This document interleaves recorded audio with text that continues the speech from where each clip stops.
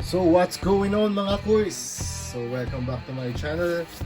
So ngayon po meron tayong isang namang package yung dumating na hindi naman natin inaasahan dahil sabi natin last na yung huling in-order natin. So pero meron po tayong dumating dito. Salamat. So abangan natin.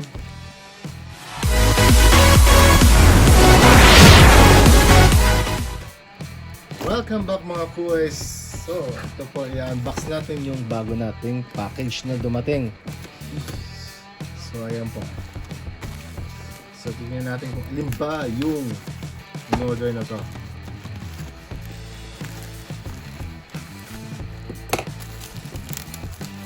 So, ngayon po, gusto kong bumati ng advance Merry Christmas po sa ating mga viewers dyan at yung mga supporter natin. So, ayan po.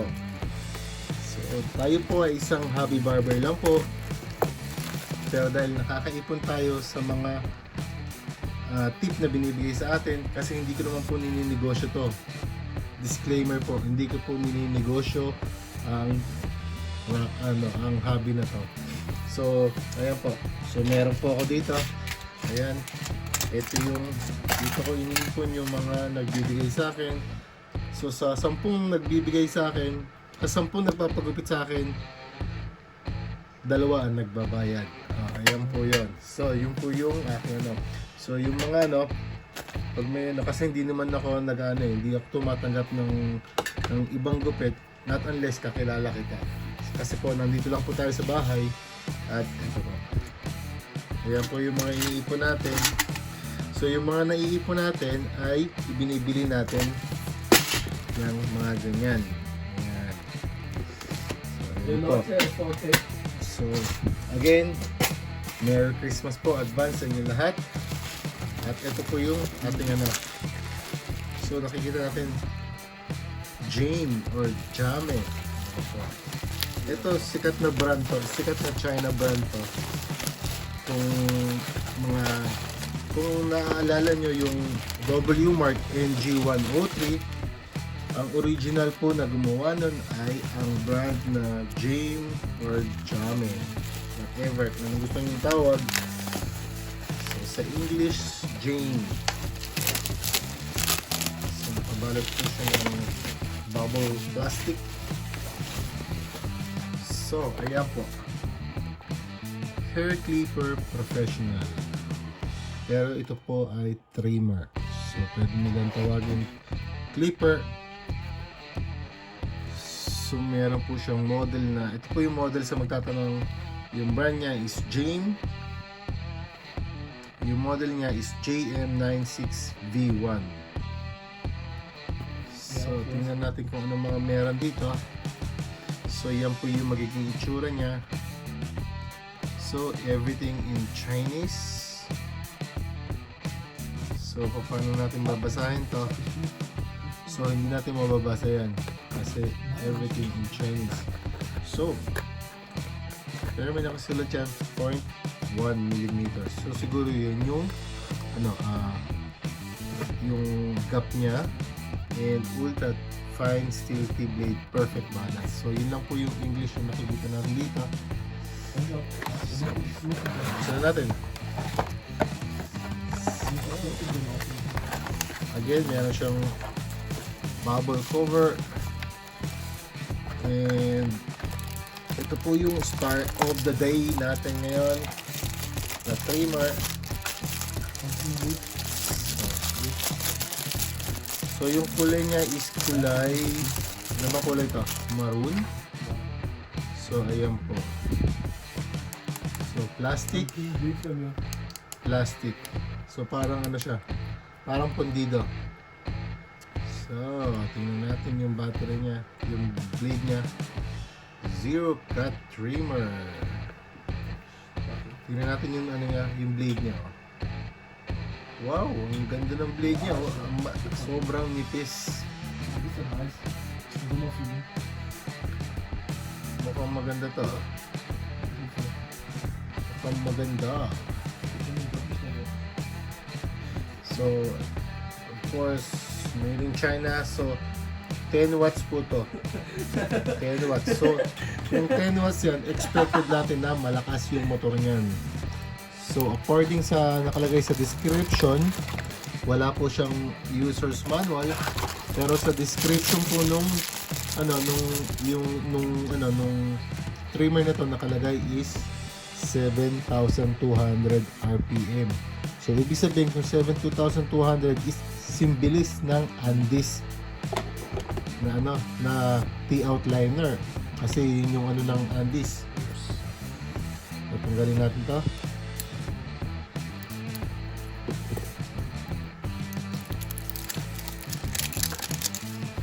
So, kung makita nyo sobrang nipis ng blade niya, talagang magiging to. Kuha tayo ng focus. Ayan. Ang nipis ng trade ng blade niya. I-compare po natin dito sa blade ng VGR ko. Kung nakita niyo yung review ko niyan, matalas din po to. Pero hindi ganun ka. Ginagamit ko po ito malimit pang bulb. Or pag yung mga bata ginugupitan ko. Or kapag gumupit ako ng mga number 1 na guard. Ayan, ito yung ginagamit natin pang line up. Pwede nasa sa gilid. Pero kung compare niyo yung blade niya, ang kapal ng blade niya, nasan ba yung focus ko? Kailangan pumuha tayong focus. Ayan po yung blade niya. Ito, kumpara niyo yung blade nito. So, hindi na natin kailangan i-modify yung nipis niya dahil sobrang nipis na yan. So, ano ba kasama? So, walang user's manual. Balikan mo na dyan. So, meron siyang guide combs, USB power, at saka oil. Uy, nakalusot yung oil. Tutos yung bawal yun. So, compare natin sa blade ng Babyliss or Babyliss. So, kung makikita nyo yung blade ng Babyliss, makapal din yan. Ayan. Pero compare natin yung aking modified, po yan, Wahl twide. Yan yung Sonar. Pero naka-Wahl twide yan. Original po yung blade yan. Hindi po yan yung na-order natin na replica, kasi yung replica hindi mapurol.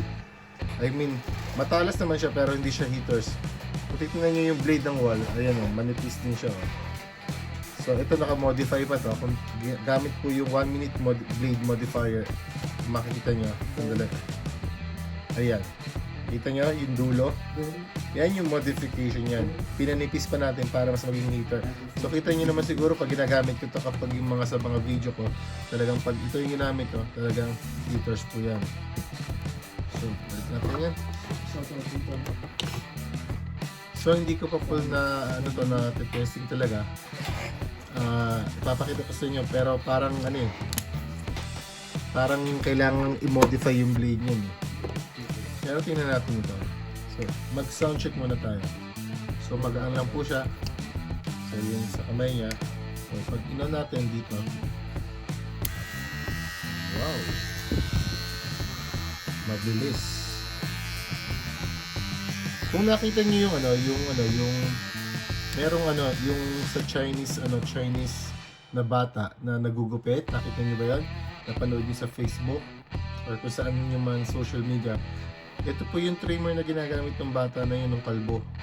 Bakit naaalala nyo yung nagugupit na bata na i-check? Yun po yun.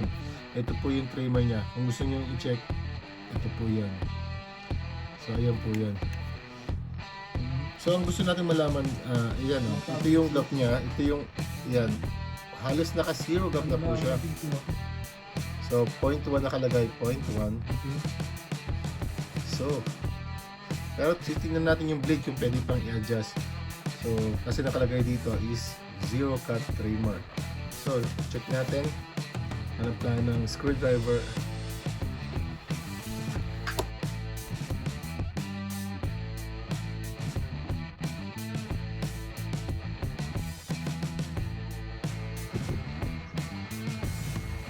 Dahan-dahan natin buksan. So, yan po yung niya, yung itsura ng niya. So, ang ayoko lang dito. So, ito po yung itsura niya yan. So, ayoko lang plastic . Parang hindi ko po alam kasi medyo kakulay yung ano, plastic yung ano, yung lalagyan ng blade niya. So hindi siya durable kumbaga. So ito po yung blade niya. So ibig sabihin may screw, pwede nating i-adjust yan ng zero gap. So ngayon susubukan natin i-zero gap yan. Ayun o, mayroon din siyang cam follower. Pero hindi po natin alam kung kasya yung wall blade dyan. So ngayon meron tayong ano na extra wall twide blade. Ito po yung replica o yung fake na blade.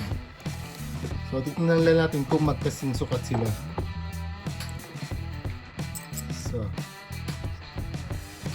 So hindi po siya magkasing laki.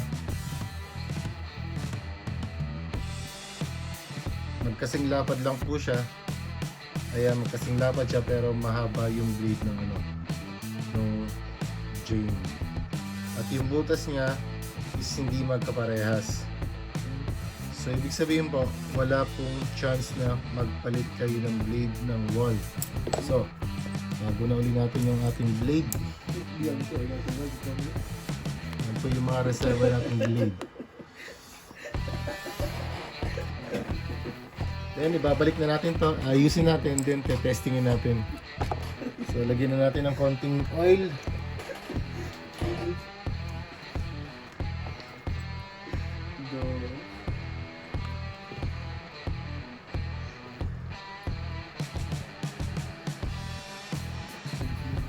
Yan po yung magaganda sa mga trimmer, yung mga maninipis yung ano, yung blade. Parang halos hindi na natin kailangan i-modify. So lagyan lang natin ng oil.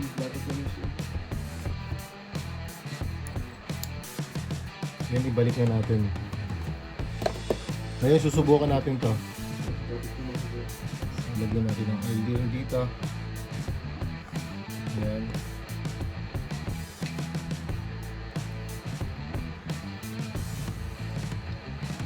So naka-align na yung spring dun sa ano niya. And then i-align naman natin sa butas.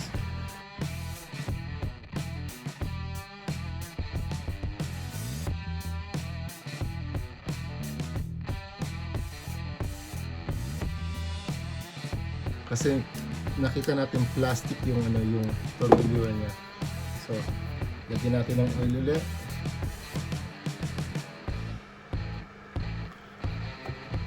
Subukan natin. Ayan po, ang bilis niyan. Yung Babyliss po, or Babyliss is 6,300. Ito.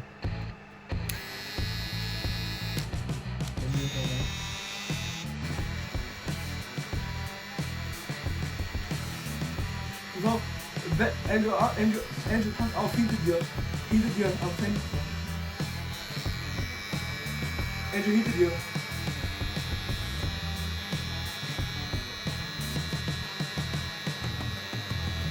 Rechts, Andrew, rechts. Am Fenster. Da liegt zu viel.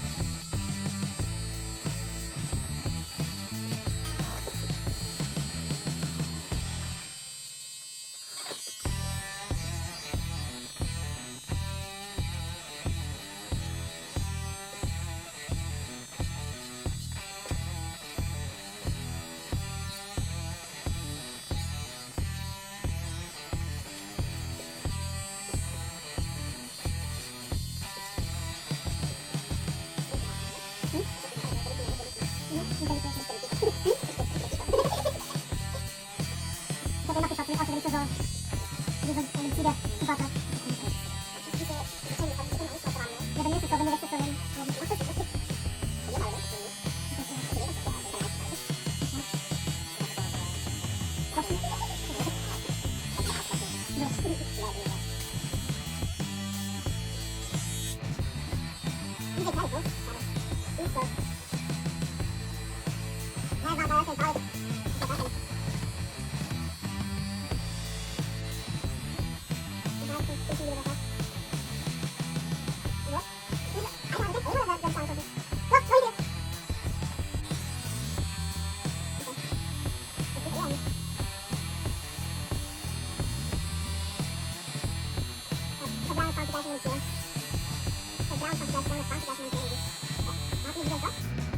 So, ito na po yung trimmer natin.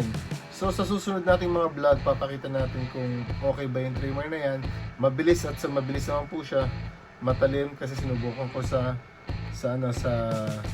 balbas ko. Iba kasi yung heaters kaysa sa matalim eh. So, kapag yung heaters po, yung ibig sabihin, pag nagla-line up kayo, talagang crispy line up. Pero yung pag ginagamit nyo sa balding lang, lahat naman po ng trimmer pwedeng gamitin pang balding, pero iba po yung heaters talaga. So, sana nagustuhan niyo yung video na to, at kung bago ka sa channel ko, if you are new to my channel, please subscribe and like na rin po yung video na to. Pwede niyo pong i-share sa mga kaibigan niyo, i-share niyo sa Facebook. Speaking of Facebook, pwede niyo pong i-follow sa Facebook, sampitzthehobbybarber. Ganun na rin po sa Instagram at sampitzthehobbybarber. Ayan po. So, paalam, Sampitz-the-Hobbybarber signing out. Diyan.